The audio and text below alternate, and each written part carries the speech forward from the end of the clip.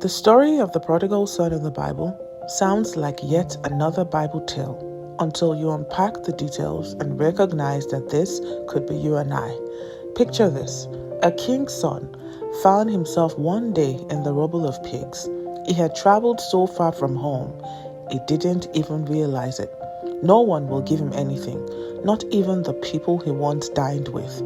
He had expended all of his inheritance on wild living. In his pitiful state, he had exhausted all of his inheritance. He was now at the end of himself, desperate and worn out. Yet, the only place he thought to go back to, even if it meant becoming a servant, was to return back to his father. Isn't that profound?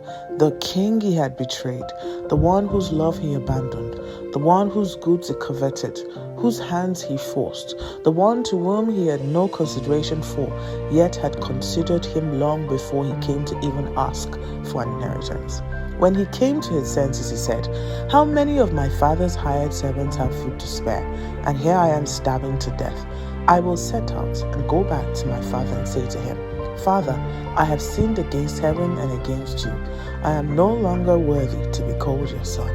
Make me like one of your hired servants.' So he got up and went to his father.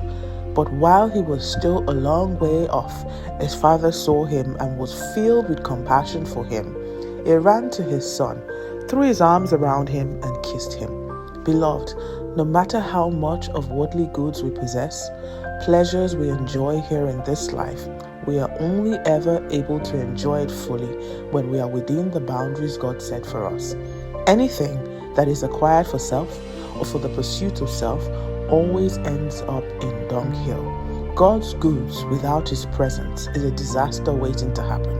But know this one thing: if you ever find yourself in that dunghill where your soul seems to be impoverished, know that the Father's arms are always wide open. His heart is to see you flourish. His heart is to see you return to a place that is always safe, always secure, and always sure. You can always come back home.